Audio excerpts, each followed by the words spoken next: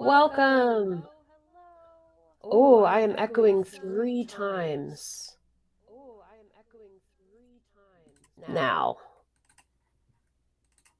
I am going to introduce you to our players. We've got 6 players this season, and they're a wonderful bunch. We're going to start with a Shuns player, Arden. So, Arden, if you want to go ahead and turn your camera on. Hello, this is Arden. Wave. Hello. I waved. There's Arden and Bryant, if you want to pop in and say hello. Hello. Hello. Hey! Arden is going to be playing a character, Shun Anang. Tell me if I said that right. Yeah, that's right. Sorry. Okay, cool. Bryant is going to be playing Captain Siltooth. Next in line, we have the fabulous Cat, who is going to be playing Philomela.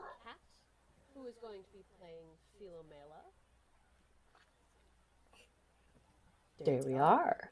And then next up is PJ playing Grum. What's going on, everybody? Hey, and then we've got Torg. Torg is going to be playing Cecil. Salutations. And last but certainly not least, we have the fabulous Ryan, who will be playing Remiel. Hey, guys. All right, so here we have the players. Now we need to set the board. You're muted, bedtime. Hi! Oh, dear. Okay, am I better now? Yeah. Yes. Perfect. Fabulous. Thank you for telling me. Otherwise, I was about to go on a big rant and nobody could hear anything. So, today we are entering a new setting. Somewhere I have built from a variety of inspirations. I am echoing in my own headset and I can't figure out where it's coming from, so that's part of why I'm pausing. I just thought it was dramatic effect. Oh, yeah. No. Can everybody still hear me? Sure can. Okay, great. And I'm stopped echoing. So, welcome everyone to the world of Mortem Imperitours. This story takes place on a continent of the world of Faerun. However, this continent, called Terra Milacum, has been separated from the rest of the world, not only through its location, which is far removed from any other continents and pushed aside. It's located quite up north, and the tip of it actually crests into the pole at the top of the world. So it's quite chilly up there and it's quite remote. But it not only was set aside because of its physical location, but because of the particulars of this continent. About 12,000 years ago, a man was born. We do not know his name.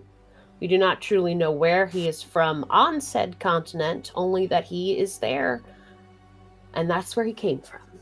Now, this man was born, as far as we know, to humble parents, no one of particular import, and yet he began to become important. He learned everything he could. He performed great acts of strength. He performed great feats of intelligence. And as this happened, he became more and more important. To such an extent, sorry, there's a hair stuck to my lipstick. To such an extent that people started to look up to him. not only in his small village, but soon he became important within the military of the original world. He rose through the ranks, soon becoming a general, then a commander. And finally, he rose so high that he met the gods themselves.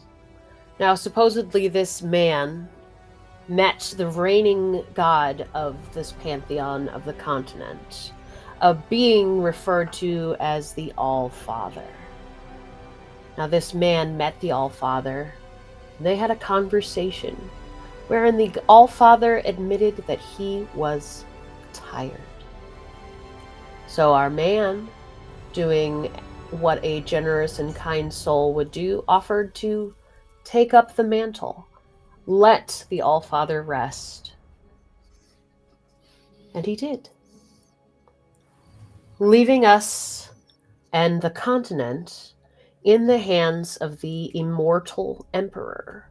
He has no name past that other than the various epithets people refer to him by: the Weeping Lord, the King upon high, etc., etc. This man, the immortal emperor, Imperitor Immortalis, has reigned for the past, did I say 12 centuries before? Yeah, 12 centuries, bringing this fractured continent together. Because when I say fractured, I do mean it. The immortal emperor went on a conquest to bring the entire continent under his wing. He was the only one with the All-Father's power who could truly protect the people of the continent from the true threat, the Monstra. Monstra, horrible amalgamations of flesh and bone, man and machine, plant and animal, are mindless, heretical, horrible creatures that thirst for human blood. And when I say human, I do mean human, because the immortal emperor, in his wisdom, decreed and decided that humans were, by virtue of their ability to apply themselves in a variety of situations, their adaptability, their strength, their charisma, everything they had, is the only race truly worthy to live on the continent in the name of the immortal emperor, his people. Over those 12 centuries, different races were removed from the continent in a variety of ways. Some wiped out, some forced to escape on ships, others stepped into planes beyond and did not return.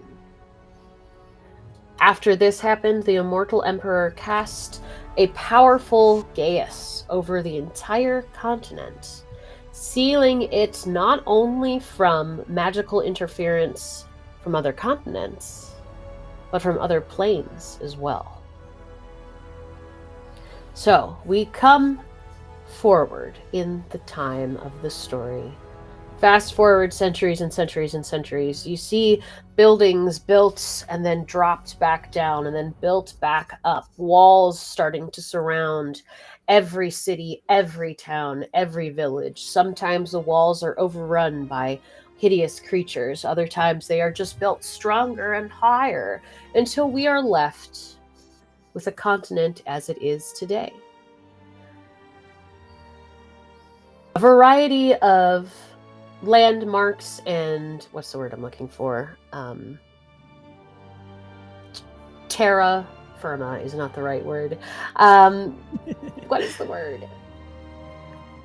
Biomes. There we go. That's not quite what I meant, but it worked. A variety of different biomes exist within the continent, and the king, the emperor, had conquered the other people that lived there, folding them into the empire or eradicating them as he deemed fit.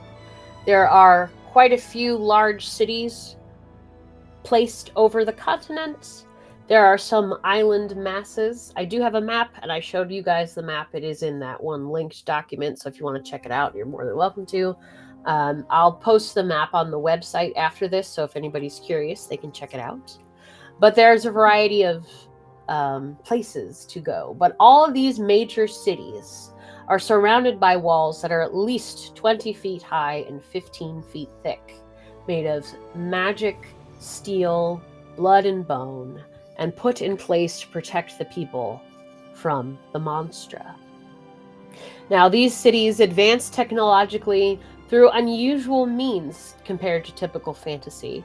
They learned that certain parts of the body can be grown and stimulated and created through magic and through science to create things that work better than perhaps even like electricity or magic alone would power it. For example, the ships that patrol the sea border of the Empire are powered not by wind, but by turbine engines propelled through artificially grown and magically stimulated muscles. This allows them to move much quicker than most other ships. There's a variety of other ways that augments, such as these, have been incorporated into society. It is not unusual to see somebody with an augmented mouth, for example. Perhaps they had their jaw widened so they could eat more or something. Bodies can be changed through this particular mix of magic and science. Now, to perform these rituals, to allow true augmentation, you must visit a particular area of the continent that we're not going to spend much time on right now because it's not relevant yet. But different areas specialize in different things. There's Canistrum, which is where it's the breadbasket of the Empire and one of the biggest cities with some of the biggest walls. But taking all that information we have, time period is sort of late Renaissance. Taking all that information, we are now going to step into the world and into the story. The first step down this path that we will be wandering together is in the city of Portitas. Oh, somebody followed us. Thank you. Thank you, the Emerald Heart 725. Lovely. But we are going to be stepping into the story in the capital city of Portitas. It is a big area, and it is built like most of the modern cities here. It is actually built in the shape of a cake, for example. Tiers. They get slightly smaller as they go up. The walls surround the bottom tier, and then there's a sort of spire in the center. Now, the way these cities are built is most of the infrastructure, sewage, etc., is actually in the center of the building, of the construction, and leaks out. Now, these pumps are pumped with biological materials such as muscles that have been bred and grown. There is also a unique class of individuals in this world that are called automata. Now, automata vary in levels of intelligence and complexity. There are horse automata, which are just big old metal horses they got the muscles grown in with simple brains powered by magic and science. It's an actual flesh brain, but it is also technologically attached to the mechanical bits of the body.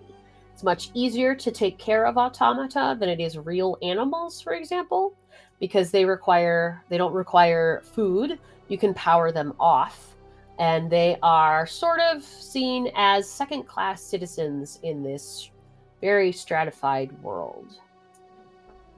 So, we start this story in Portitas. As I said, it is the capital.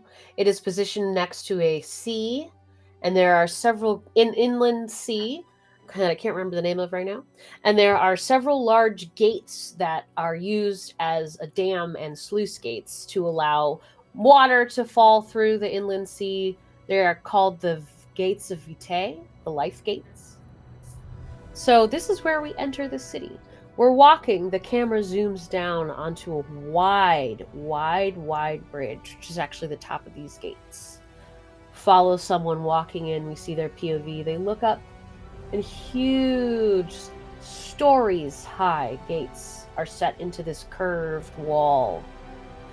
The POV approaches. There is a guard dressed in scarlet, white, and black with gold trim. On the center of his tabard, of his, not his tabard, yeah, it is a tabard, over his chest plate, you see a laurel leaf with a crown and the two Roman numeral eyes, are emblazoned upon this scarlet banner that he wears. He looks down, and the POV person holds out a sheet of paper with a name, a artist representation of them, hometown, etc. An ID, essentially, which the guard checks, waves a hand, and a slight sparkle appears, and the ID glows for a moment before he nods and hands it back to the person we are following. The gate remains closed, but a small door set into the front of it swings open. Our camera walks through. As they do, they start to look around, and you see Portitas is built in circular patterns going up, but coming from this particular walk through this particular gate, there is a ramp. This ramp is made of marble and gold. It is stairs arranged in a ramp shape, and this ramp goes all the way from the bottom to the front doors of the palace. Our POV does not go up this ramp, however. It is quite guarded by more of the gilded guardsmen. These men and women and others wear helmets that cover their faces, not unlike the one I am wearing myself, with a swept back that comes up into a little bit of a curved point, and there are golden laurel leaves emblazoned on the side of these helmets, marking them as Imperial guards. So our camera turns left, kind of swoop down, and we're walking along not an alleyway, but a road. It's not the nicest area you've ever been in, but it is mostly commercial, sort of work everyday kind of area. Camera follows through. We kind of zoom in, go down a street, climb up another street. There are stairs, quite woven into the texture of the city, because it kind of goes up, up, and up. And all the while, from almost every angle, you can see this marble stairway. But as you look a little closer, you see that beneath the marble stairway are people. My knees are already hurting. I'm so sorry. People camped beneath the marble stairs because there's no true way to reach the staircase other than the very beginning. So, we zoom through a little bit, get a little tour of the city. We see some green spaces that have seen better days. We start to spiral up. The camera zooms out, and we see that the city is built in tiers, like I said, and seems to get nicer the higher we go. Finally, we land on the second highest tier. This is an area full of residential homes and apartment-style buildings. They are built frequently on top of each other, but not always. There are green spaces that are nicely maintained. A short wall around the rim of this tier prevents anyone from jumping over unless they really felt like it. And we follow a nicely trimmed path down a street to the right, up a staircase, turn again, up a staircase, turn again, up a staircase, to the front door of an elaborate apartment-style home. It's the penthouse. And as... I can't hear you. Philomela opens the door.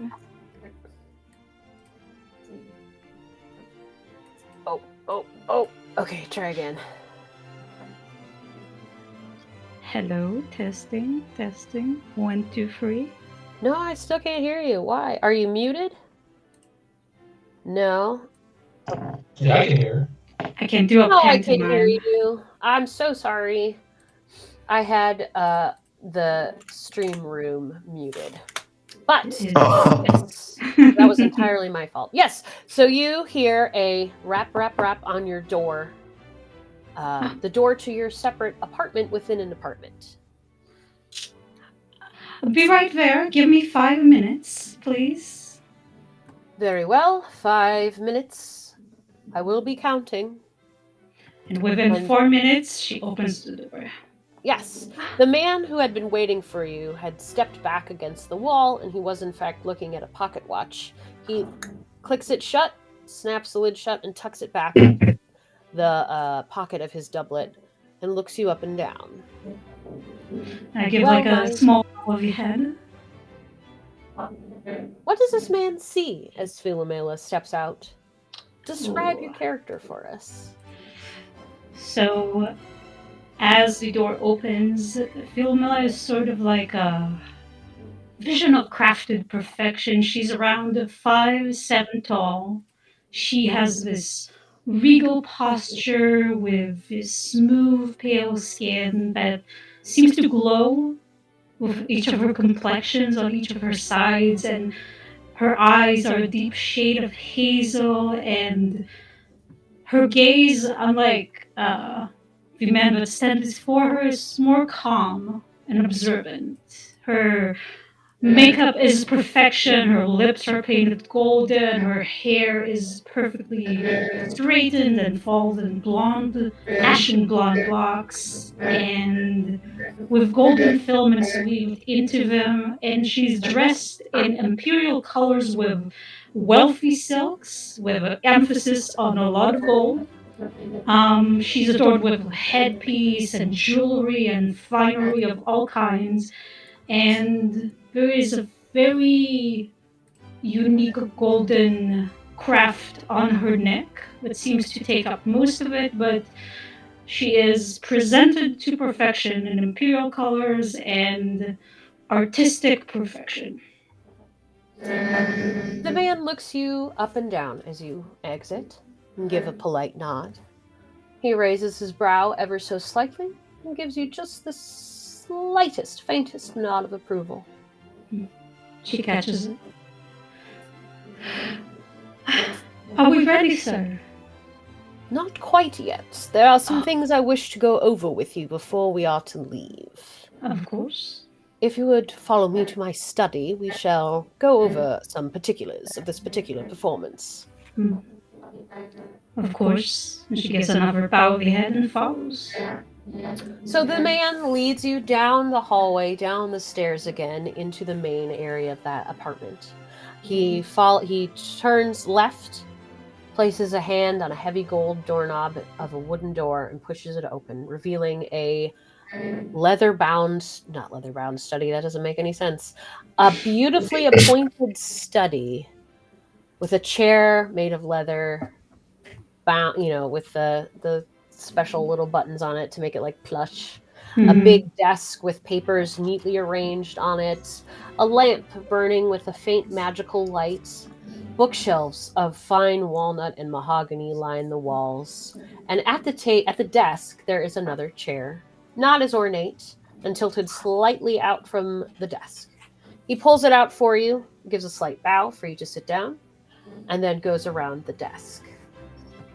Okay. She takes a look at the chair for a moment, but sits down, making sure to have a straight posture and a head held up high.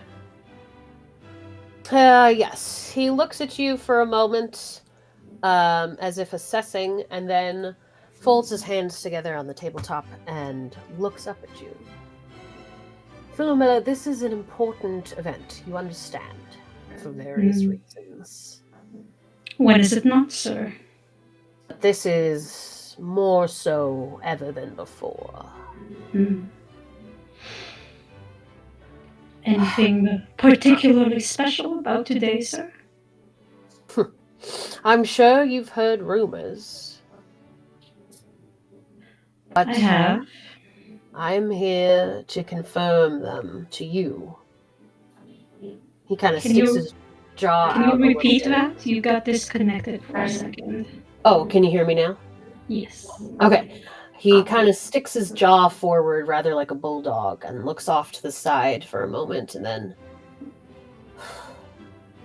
The Emperor is dead.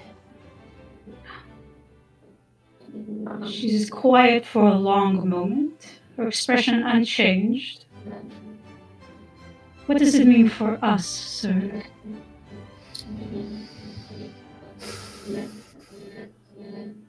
I'm not sure yet. Letho has assured me that there won't be any major changes. After all, there is the interim advisor step in, but Julius is, well, you know, and Philomela, Julius is the appointed second to the immortal emperor. Julius is a younger man full of ideas and excitement and hope, but perhaps is not the most tempered of men. Your patron looks disappointed with this idea, but he shakes his head and inhales. No, we should remain as we have always. But do know that today we are breaking the world of some with this news, because, as I'm sure you guessed, this performance today is to announce the passing of the Emperor. A mournful day indeed, sir. Indeed. And a little smile kind of quirks the corner of his lip as you say that. I have trained you well, haven't I? I am always at your service, sir. See that you are. As this conversation continues, we are going to zoom out, take a step backwards, pass through the roof, and then zoom down, down, down, down, down from the top layer. Ooh, thank you for another follow. Who was it? Ah, that's my friend. Hi, friend. Thank you for following. Anyway, yes, so the camera zooms down the side of the building. We end up in the bowels of Portitas. Underneath the base of the city, there are waterways that connect various parts together. Supposedly for ease of transport of goods and people fixing things or whatever, these waterways have mostly fallen into disuse. Mostly. Siltooth, you are in one of these little riverboats. There's a grubby individual dressed in so many rags that you can't tell who or what they are, pushing this boat along with a slightly bent stick.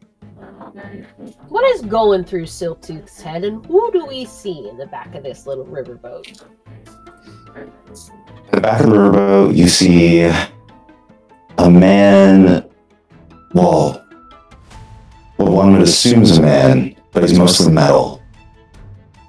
He's wearing a really worn vest that has scorch marks, maybe some traces of blood on it. You're not quite sure. And as you get a closer look at his face, you realize that his eye is missing on his right side.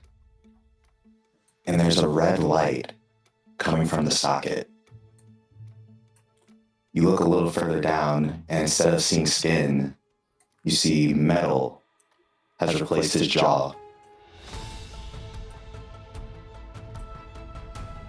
And as he's watching the person in front of him row the boat, he's just flipping a coin between his fingers. And it's clear he's planning something. As this happens, you're flipping that coin. A little bit of light catches on it as it flips slowly through the air, and then there's a slight smack as it impacts your gloved hand. As you do that, the sound almost coincides perfectly with the sound of the boat hitting the dock. The creature at the front of the boat turns and holds out one bandaged hand. Again, so wrapped up you can't see what they are. And a mute gesture for payment. Sort of nod at him.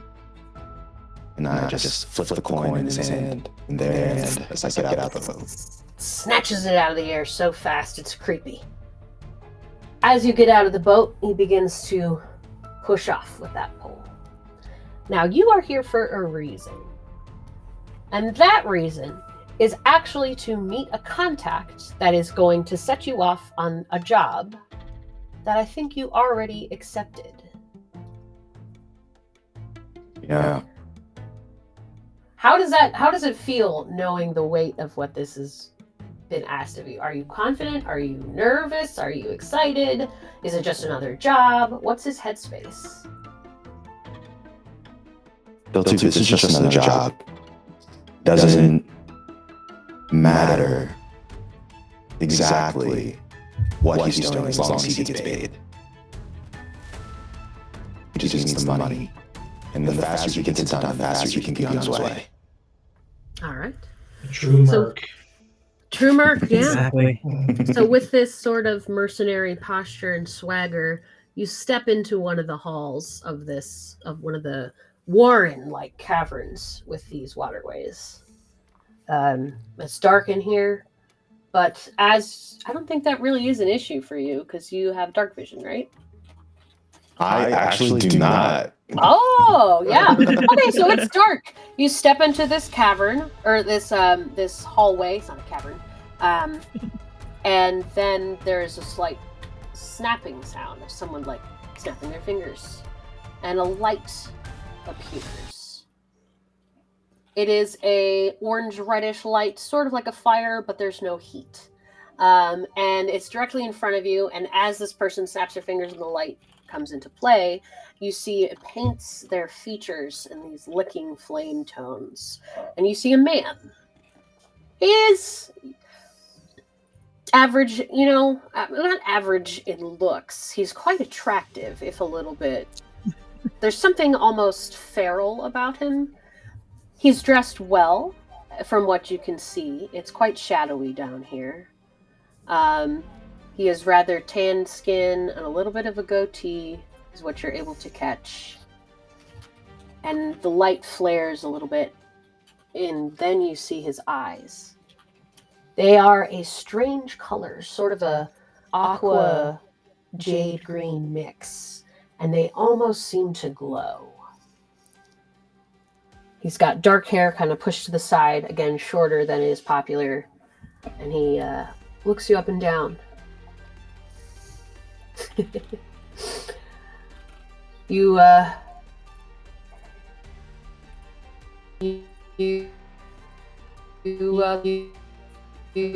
when they call Silk Tooth.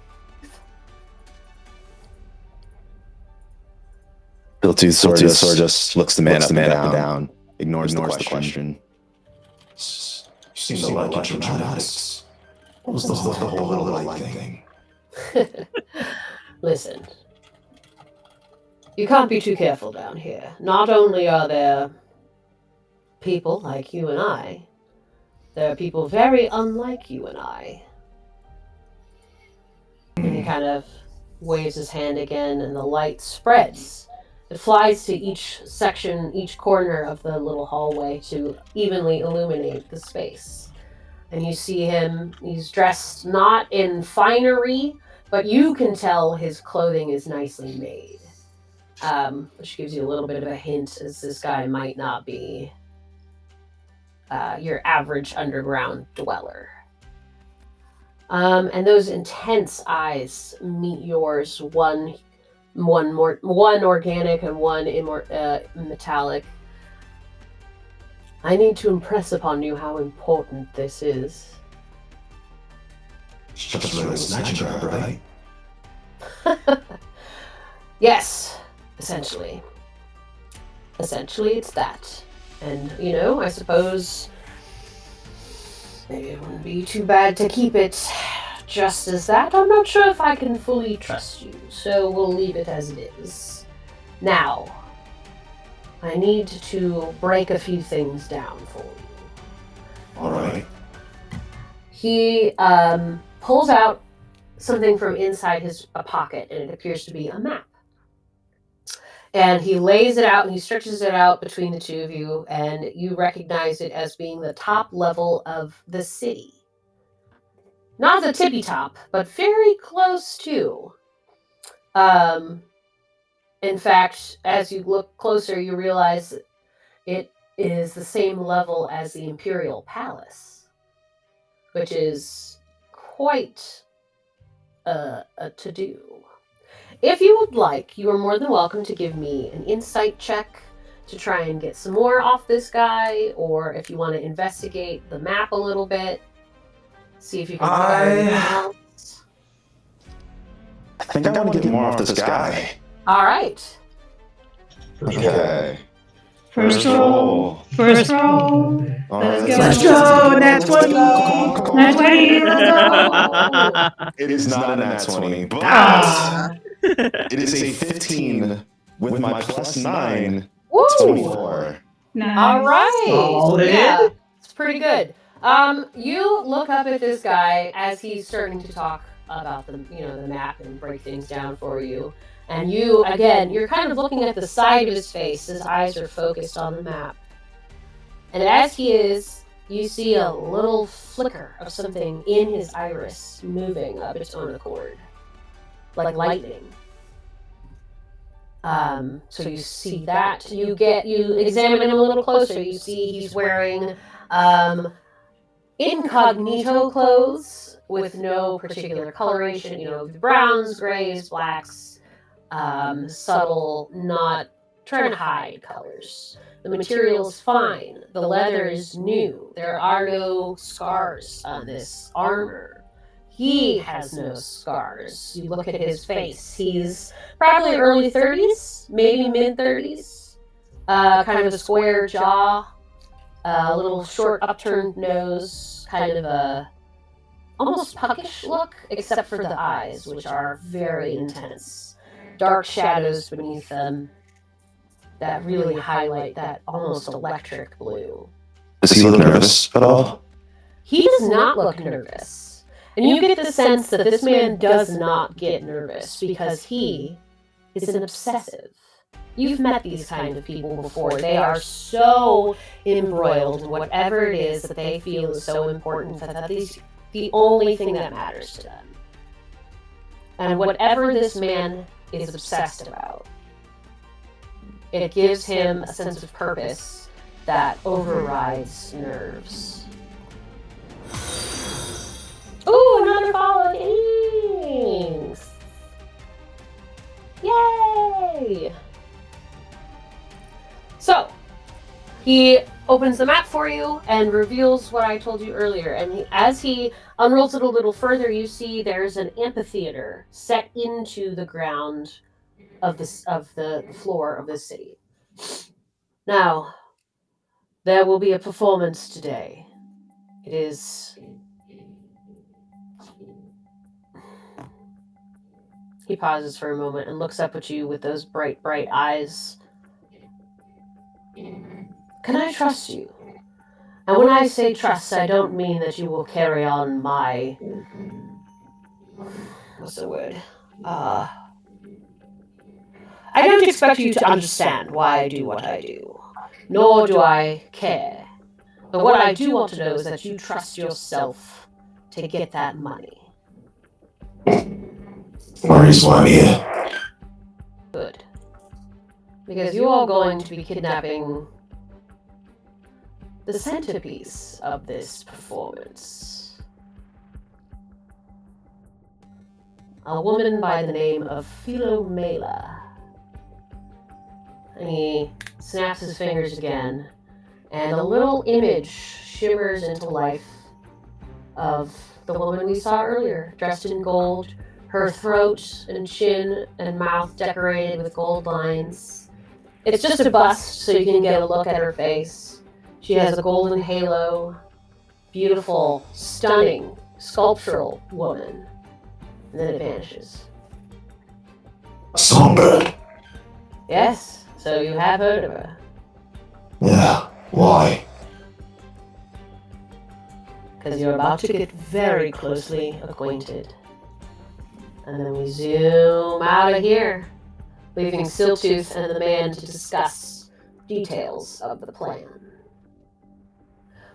So now we zoom across up the city, coming up through sewer pipes at first and then moving into magical ley lines that pull energy up from the bottom up to the top of the tower.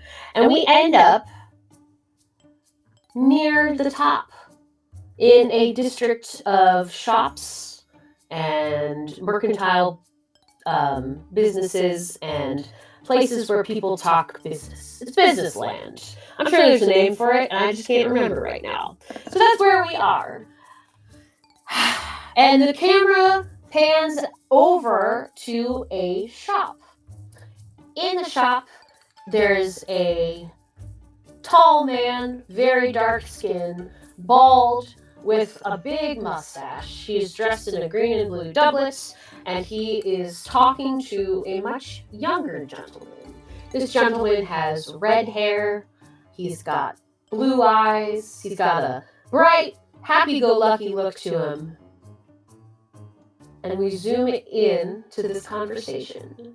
And the man is saying, now, I think, feel free to get anything you want. It's all for you. Whatever you like, pick out 2, 3, 5 things, whatever you want. And he gestures around the store. And it's a store of goods. So there's a lot of food and materials and that kind of stuff. And Torg, why don't you describe this man, this young man this man is talking to, and come into the scene here. Well, he is rather elven in features, tall and thin, dressed in fine clothes that aren't quite tailored for him and are somewhat disheveled. It's like he has all the pieces to be a very regal individual, but hasn't quite figured out how to put them all together. His eyes are an icy, icy blue, almost glowing with the light in the right kind of angle. And he unconsciously keeps a hand somewhat close over his chest on the left-hand side, over his heart. And so the man has just gestured and told you basically to pick out anything you want. It's all for you. So casually, he kind of just looks through the collection of assorted items here, picking this and that seems to strike his fancy. Some he puts back. Others he may try on or pocket as he should see fit. And this man is sort of next to you the whole time, looking at you with a sort of fatherly grin. Now, the sort of situation you found yourself in is definitely unique. The man kind of chuckles and adjusts his collar a little bit and goes, now, I do hope you'll pass this information on, let some people know who really looked out for you, as it were. And he kind of chuckles and elbows you in the side, like, hey, you know what I mean? Yes, it's very clear who has been very friendly. Yes, exactly, friendly. That's something you need to pass on. Now, I thought today we could venture into the city a little bit. There's a scheduled performance happening at the amphitheater a few levels up, and I thought it would be quite charming for us to go and experience. There's going to be the Songbird of Portitas performing, the beautiful Philomena. He kind of gestures as if you would know exactly who this is. What kind of bird?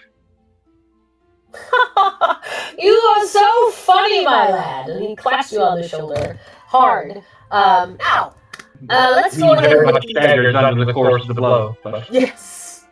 otherwise, Let's it go doesn't and react. paid for. And so he gestures, and you go up, and he happily pays for anything you have. Anything you put on, put in your pocket, bought, whatever. He hands over the gold, and the two of you come out.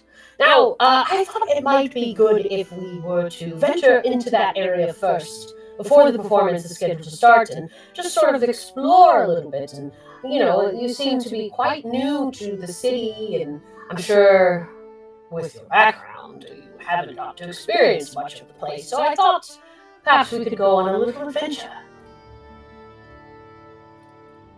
I can't think of a reason why not. Oh, wonderful, wonderful, come on! And he leads you towards, out of this shop, down the street, and down a alleyway. The alleyway is very well lit. There are no nooks and crannies. It is completely clean, and you come to a set, not a set of doors, but a door set into the center pillar of the city. It is a big door. It slides across, and he reaches out, places his hand against the metal, and it glows faintly. And then a doorknob emerges. He reaches out, turns it, and slides this door open, revealing a box. Box is big enough for 4 people to stand abreast, deep enough for the same, and he steps inside and gestures for you to follow. Of course, I have no reason otherwise. I have occasionally on the walk I do stop distracted by something particularly interesting, but I mean, He doesn't seem to mind. Yeah, he seems... So I'm also very easily coaxed into this room. Alright, so into the box you step, he claps his hands, and a metal gate shoots out from one of the sides and seals magically. And then he looks up, clears his throat, and says, "Amphitheater level, please." And you feel the world begin to move. You feel your stomach drop and your knees buckle as the floor rises up, but you're going up too. And there's a sudden sensation of movement that very quickly fades. You're left within this box. As a reflex, my eyes flash slightly blue, and detect magic is cast. You cast Detect Magic reflexively, and you feel that there is quite a bit of magic in here. It is not intelligent magic. It is not the kind that you can interact with. It has been thoroughly trapped and contained and worked into the working of this box on a big string. And you sort of take a moment to kind of register with the magic, feel it. There's transmutation magic involved. There's evocation, a couple different layers of spell work that I don't know if you're able to quite define the particulars, but you understand basically this box is on a big loop of string. Something magical is pulling the string, which pulls the box up, or it goes the other way to go down. Fair enough. And the man goes, "Oh, what was that?" Sorry, it startled me. Oh, Is this quite the interesting contraption? It is, yes. You know what they call them? I do not. Up and downers. Pretty clever, I think. Up and downers. Well, that covers it, doesn't it? It does, it is. He chuckles. We're going to take this moment and zoom out a little bit. And we're going to zoom up to the floor with the amphitheater, opening it up. We see a beautiful marble walkway. You see that ramped staircase heading up to the palace. Not quite so far now, not quite so steep. People are milling about, and we are going to move across the open air area where there's a pond in the center of some white marbles, groundwork. I can't think of the word. You know what I mean. Marble tiles, there we go. White marble tiles set in sort of a rectangular shape. In the center is a rectangular pool.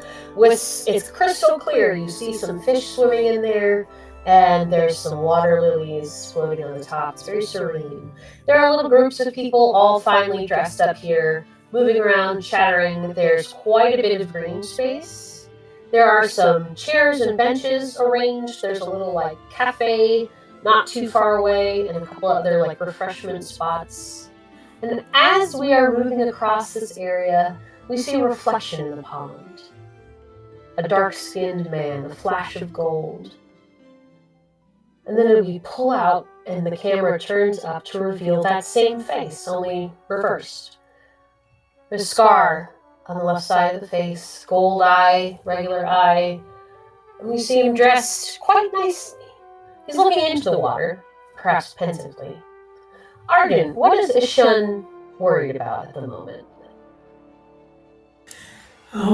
Well, at the moment, he's a little bit late for a meeting that he's supposed to be at. But, one can't always be on time. Sometimes you have to stop to contemplate your reflection in the nice clear water. Understandable. Yeah. Next to you is your loyal companion. You feel a little nudge against the back of your hand. It's not warm exactly, but it is familiar. You look down and you see La. Your animal. Can you describe loss as well? Yeah, so Law is a large-sized, I guess, bronze automata dog with a long muzzle and pointed ears. His eyes they glow green, a bit of a swampy green. Yeah, Law looks up at you. You know, his tongue doesn't hang out like a real dog's, but there is a definite, like... He looks up at you with a questioning, sort of reassuring look in his eyes. I'll just, I guess, pet him on the head for now. I don't talk all that much to... Well, I guess it wouldn't make sense to talk all that much to the automata, even though it is my only friend. Oh. Yeah. Law nudges against you again, as if to say, come on, let's go. And you... You were told you received a individual heard about who you have heard about, but have not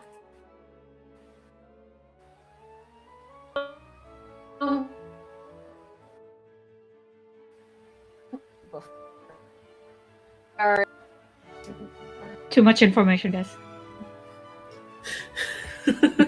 Excuse me for forgetting. Oh no. Asking if you would be interested in a meeting with him. And what did you respond with? You lagged a tiny bit, but... Oh, okay.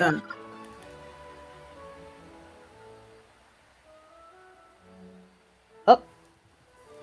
We're losing people. Where are we? I think we can hear you okay right now. But No, you might yes. need to repeat yourself. I think we can hear you okay right now. Yeah. But you might need to repeat Yes. yourself. Start off from the moment you Okay, described so the yes, invitation. you received a Start off missive from the from this moment you gentleman. described the invitation.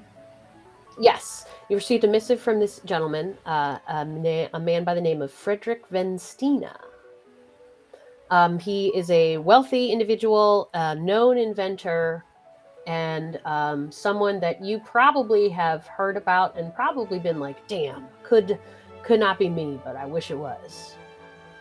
And for him to reach out to you like this is probably... What does Ishun feel? Is he excited? Is he nervous? Is he like, finally, my time has come? Or is he like, God, I can't... excited. This is something that he's probably dreamed of his whole life. Or at least since he started getting into the inventing game. This is a big opportunity for him, but I think some part of him is also nervous because he knows if he screws this up, then, well, it might be over. And I think with that moment of looking at your reflection was probably you telling yourself just that, like, don't fuck this up. We got to do this. Yeah, and so you had received this missive, and Frederick had asked you to meet him at the amphitheater at a certain time.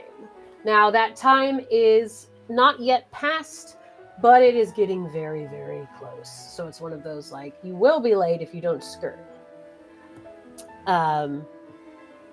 So, are you heading off? The amphitheater is not far away. It's, you start to see people gathering around there because you know that there's going to be a big performance of some kind. And it's just a big party kind of atmosphere, but without an understanding of why. Yes, so Ishun will walk quickly. I almost want to say like borderline run, but as it gets closer to the location, he'll slow down so that he doesn't look like super harried when he gets to the meeting. He's sort of like nonchalant about it. Perfect. Yeah, so you kind of stroll up casually, and you come up to the lip of the amphitheater, and you see the stairs all kind of go down to make seats. There are stairs on either sides or in the corners to allow you to get to the seats, but you don't see Frederick yet, who said he would be wearing a green silk doublet. You don't see him yet. So as you're looking around, you catch something out of the corner of your eye that makes you do a double take. You see an absolutely massive individual wearing very simple, almost like a toga, which hasn't been in fashion in decades. Some little pants underneath, no shoes, and a sash of imperial red wrapped around his massive waist. What is this individual up to, PJ? Sir Grom. He is sort of walking around trying to figure out where to go.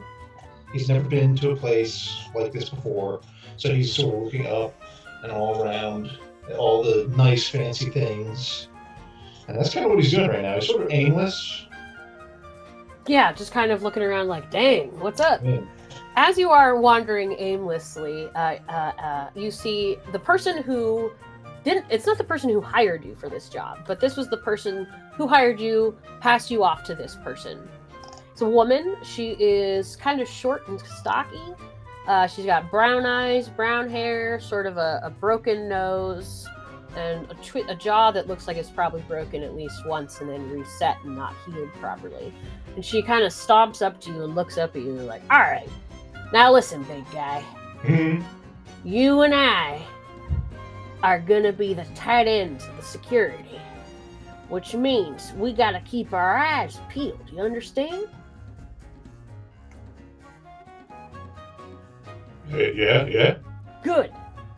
Now, anybody could come from any side, included up or down, to take out these performers.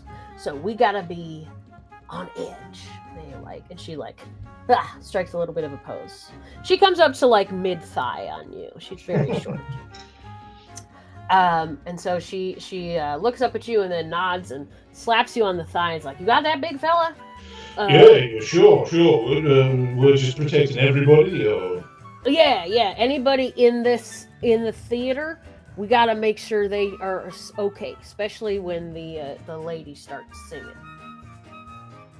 Looking forward to that. Yeah, real nice. Now, it is important that you do not kill anybody, even if they are trying to kill somebody else.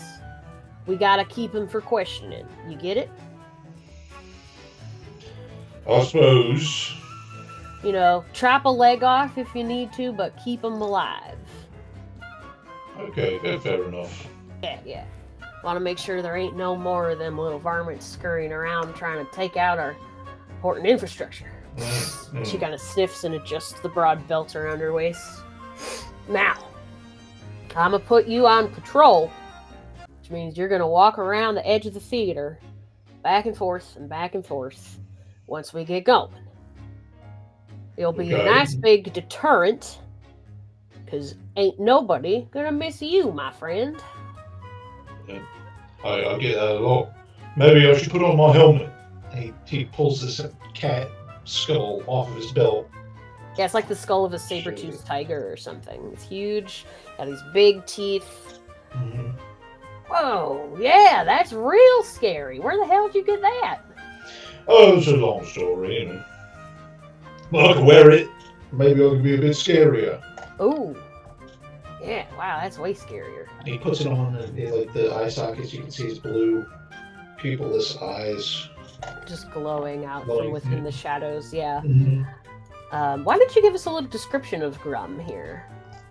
Okay. Grum he is around 8 feet tall, so his size is the most apparent thing you notice. Gray skin, a Goliath shaded skin, heavily scarred. Then there's some scars on there that there's some scars that sort of make you look cool, and then there's some scars that are not cool. They look rough. And he has a couple of them. He's relatively calm, collected. He's sort of slouching, trying to make himself a little bit smaller. But now that you mentioned he's got to be scary, he'll straighten back up and he'll put his helmet on. He's like you said, he's wearing simple clothes, like very simple peasant clothes. Looks like maybe someone made it for him, because these aren't, you can't just buy these clothes this size at a store. Mm-hmm. And that's it. That's Grum. Oh yeah, he's a big tree branch as a weapon on his back. Yes, it's huge. It's bigger than this woman, who looks you up and down and nods and is like, "All right, well, look out for me to give you the big thumbs up, and then you start your patrol, okay?" Okay, sure. All right, I gotta go check some other things now. So she slaps you again in the leg and hustles off. As she's hustling off, she walks past a person who seems a little out of place. They are dressed in imperial colors, but there's just a little bit of an air of them being new. And Remy, this is your first time to the capital, isn't it? It is. Well, not the first time, but it's my first time in this area for sure. Mm-hmm. Yeah, and so as our camera starts to follow this new person, why don't you give us a description of Remy? Yeah. So Remy is a man of, let's say, about average height. He belongs to the church, so he is wearing the typical church clothing of red and white robes, inlaid with a little bit of gold here and there. Two of the biggest things about Remy is that he has, instead of, let's say, like normal human hands, his hands are augmented. So they're golden in color, all the way up to the elbow. Right now we can only see his hands. And on his face is a mask. It covers his eyes, everything from the eyes up, and it's in the shape of a sun, so a little bit circular with a red wrap. He has dark brown skin and graying black hair. And that's Remy. Yeah, and you received a missive earlier this week, which probably came as some surprise to you. It did.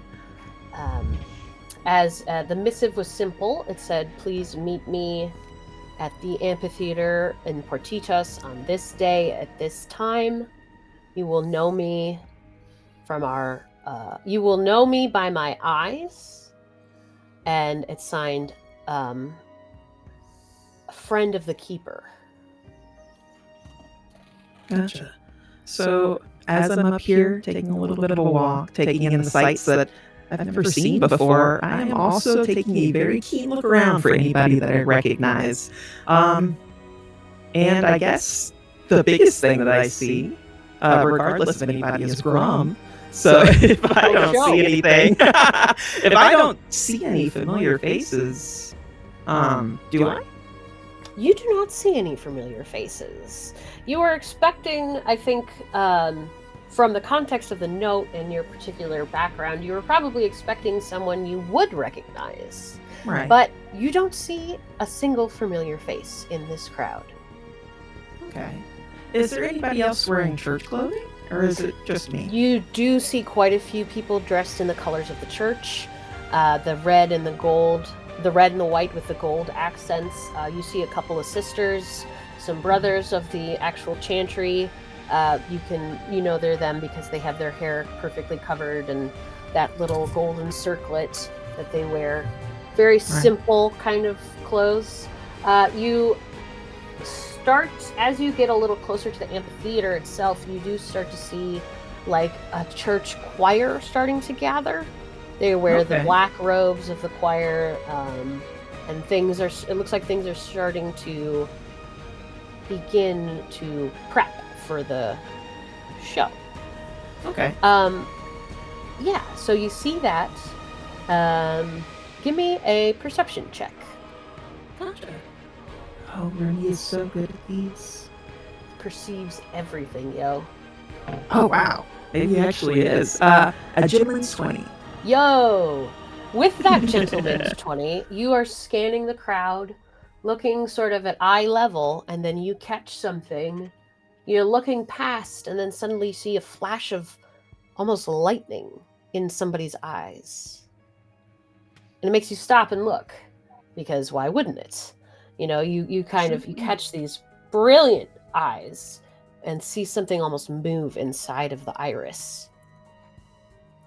Okay. Well, I mean, out of everything I've seen here, they're not familiar with the person whose eye I caught, right? No, they are a youngish man, probably early to mid 30s, little bit of a goatee, dark hair kind of flipped to the side, tan, but also sallow, as if he was slightly ill. But his eyes are the bluest. You've never seen eyes like this before in your life. Gotcha. There are dark shadows beneath them. But as do you pause when you see him, or what do you do?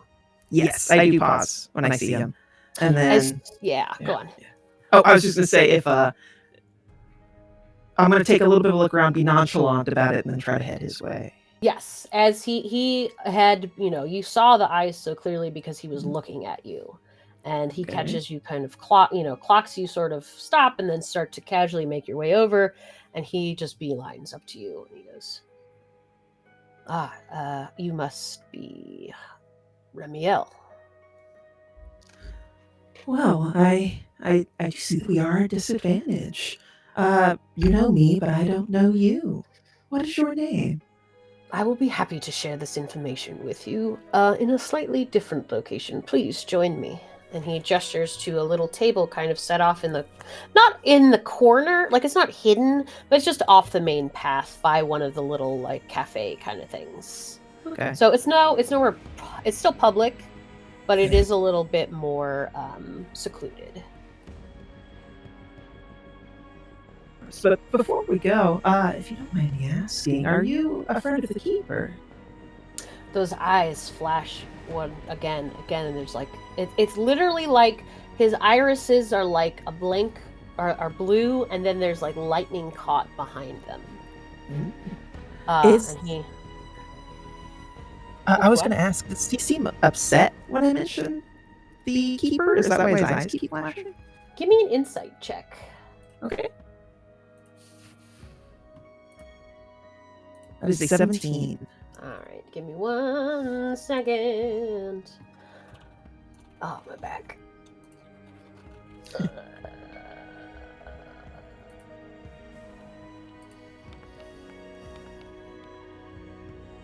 You catch something in his eye, in the look on his face. He doesn't seem quite upset, but he does seem like it's not upset, and you would recognize it as being a mourning or anything, but more of like perhaps a slight hint of irritation or frustration. Okay. Then if he's leading me towards the table, I'll follow. So he leads you over to the table, gestures towards the seat opposite, and then sits down. He's about your height, maybe a little shorter, actually. Definitely stockier, but thin at the same time. And he kind of folds his hands together and puts them on the table and looks intently at you for a moment. And he's looking where your eyes should be. And they are, but they're just behind the mask. And you get the weird sensation that it almost feels like he's looking you in the eye. Uncomfortable. Yeah, it's weird. And he folds his hands together and looks down and goes, "Yes, a friend of the keeper, yes, that is. My name is My name is Rasmus, and I am here to meet you and to know you, because I have something to ask of you. You're here to meet me specifically. Were you a part of our parish in Canistrum? No, not as such. Then how do you know me?